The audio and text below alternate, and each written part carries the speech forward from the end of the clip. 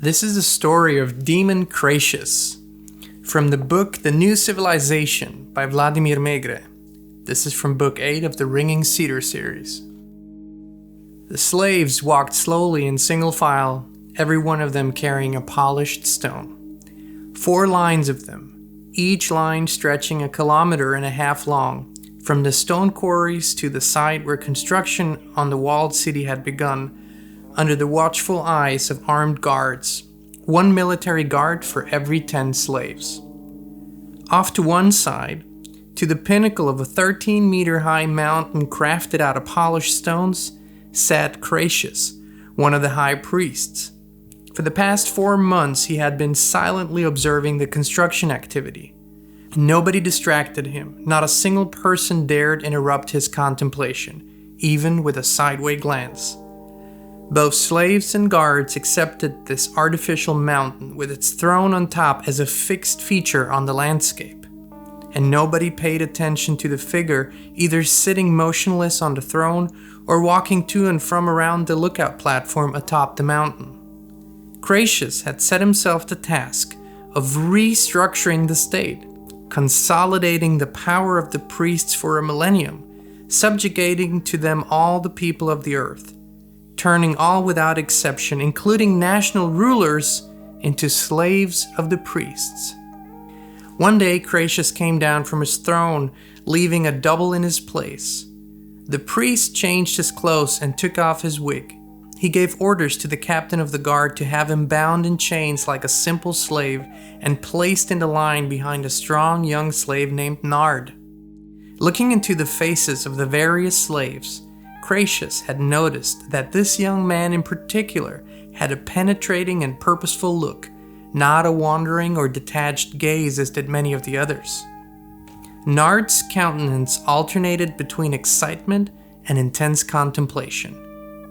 That means he's hatching some kind of plan, the priest realized, but he wanted confirmation of the accuracy of his observation.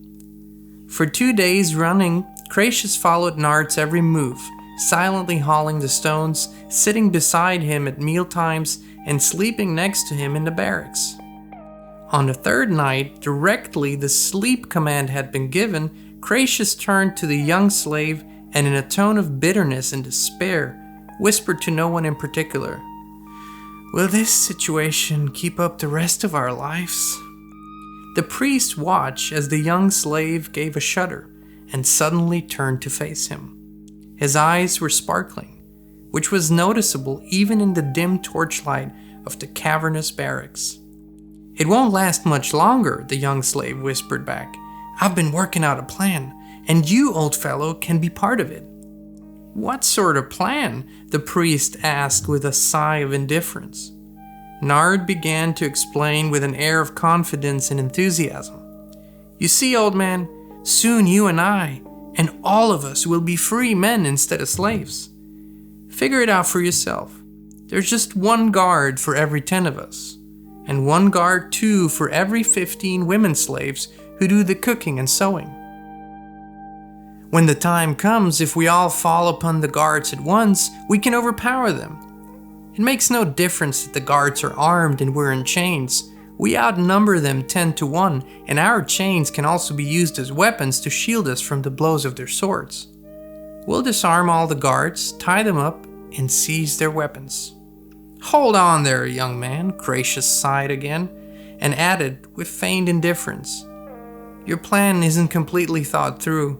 Sure, you can disarm the guards watching over us, but it won't be long before the ruler sends in replacements, a whole army maybe, and he'll have the insurgents killed."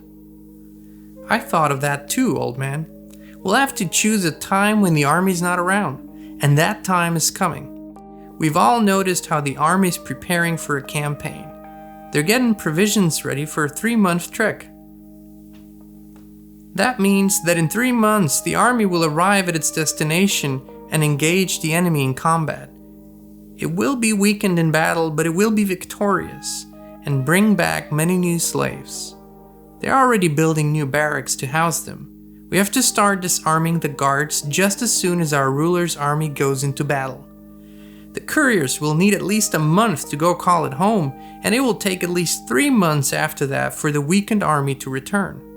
By the time the 4 months are up, we'll be ready to meet them. We'll have at least as many fighters as there are in the army. The slaves they seize will want to join us when they see what's happened. I've thought it all out in advance, old man." "I see, young fellow. With your plan, you can disarm the guards and overpower the army," the priest answered, already sounding more cheerful, and then added, "But what will become of the slaves after that? And what will happen with the rulers, the guards, and the soldiers?" "I haven't given too much thought to that. Only one thing comes to mind, though.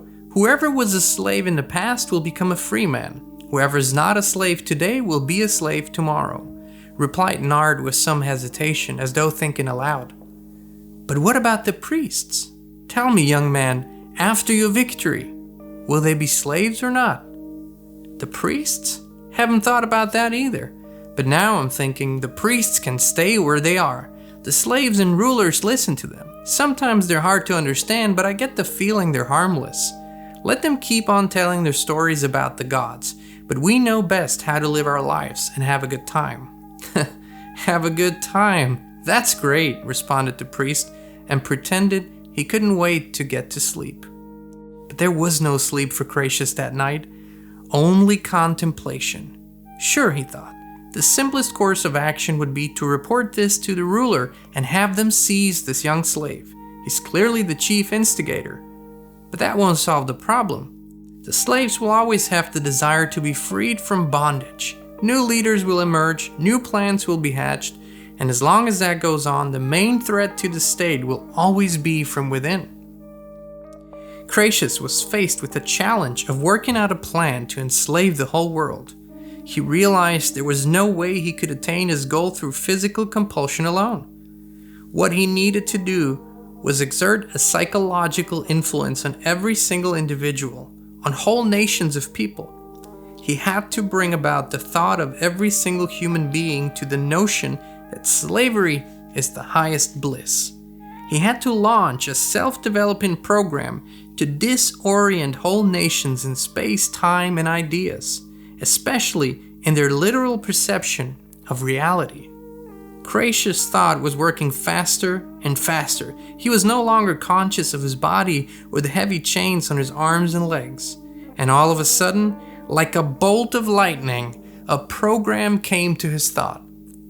Even though all the details were still to be worked out and he could not yet explain it to anyone else, he could already feel it within, exploding off the scale. Cracius was now feeling himself to be the omnipotent ruler of the world. Lying on his bunk in his chains, he was full of self-exaltation. "Tomorrow morning, when they're escorting us all to work, I'll give the secret signal and have the guards captain take me out of the line and remove the chains. I'll finalize my program, say a few words, and the world will start to change. Incredible! Just a few words, and the whole world will be subject to me, to my thoughts." God really has given to man a power unequaled in the universe, the power of human thought. It brings forth words which can change the course of history.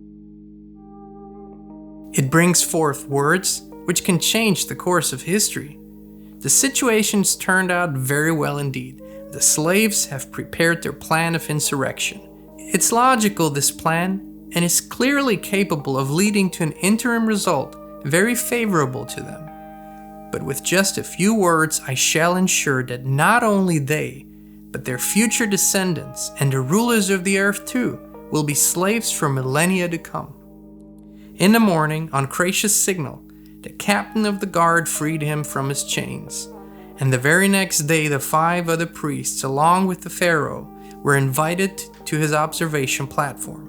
Cracius began his speech before the gathering as follows: "What you are about to hear must not be noted down or passed along by any of you. There are no walls around us, and my words will be heard by no one but you. I have thought up a way of turning all people living on the earth into slaves of our Pharaoh. That is not something one can do even with the aid of vast numbers of troops and exhausting wars. but I shall accomplish it with a few simple sentences. All I need to do is utter them, and just 2 days later you will see how the world has begun to change. Take a look down there and you will see long lines of slaves in chains, each slave carrying a stone. They are guarded by a host of soldiers. The more slaves there are, the better for the state, or so we always thought. But the more slaves there are, the more we have to be afraid of their rebelling. So we increased the size of our guard. We're obliged to feed our slaves well, otherwise they will not be able to perform their heavy manual labor. But still they are lazy and inclined to rebellion. See how slowly they move? And the guards have become lazy and do not bother using their whips to beat even the strongest and healthiest slaves. But they will soon be moving much more quickly. They won't need any guards. The guards themselves will be turned into slaves. This can be effected in the following way. Before sunset today, heralds will be sent out everywhere to proclaim the Pharaoh's decree. With the dawn of the new day, all slaves will be granted complete freedom.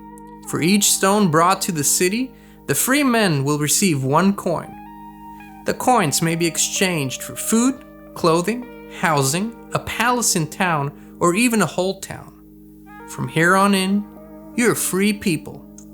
After the priests had let Croesus' words sink in, one of them, the eldest, said, "You are a demon, Croesus.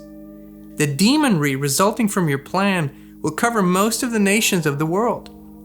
So, I may indeed be a demon, and what I have thought up, people in the future may call democracy."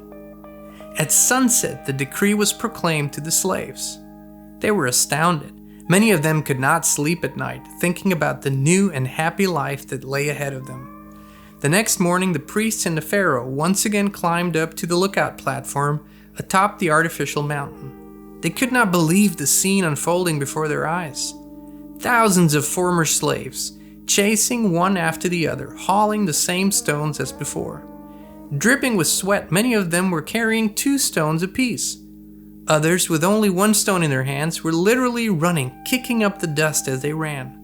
Some of the guards were also hauling stones. These people, who now considered themselves free, after all they were no longer in chains, strove to obtain as many of the sought-after coins as they could, so that they could build a happy life for themselves. Croesus remained at his post on a platform for several months after that, continuing to observe with satisfaction what was going on below. The transformation was colossal. Some of the slaves had organized themselves into groups and built themselves carts. Then they piled stones on top of the carts and pushed them along, their skin covered in sweat. They will invent many more devices, Croesus thought to himself with satisfaction. Internal services have already started, food and water delivery. Some slaves have been eating right on the go, not wanting to waste time going back to the barracks for a meal and paying for the food delivery with the coins they have earned. Wow! They've also got doctors going around, offering help to people with physical needs right on the spot, also for coins. And they've appointed themselves traffic regulators. Soon they'll be choosing their own rulers and judges. Well, let them choose. After all, they consider themselves free now, whereas nothing has really changed. They're still hauling the same stones as before. And so they have been running down through the millennia right up to the present day, through the dust, sweating to carry the heavy stones. And today, the descendants of those slaves still keep up their senseless running.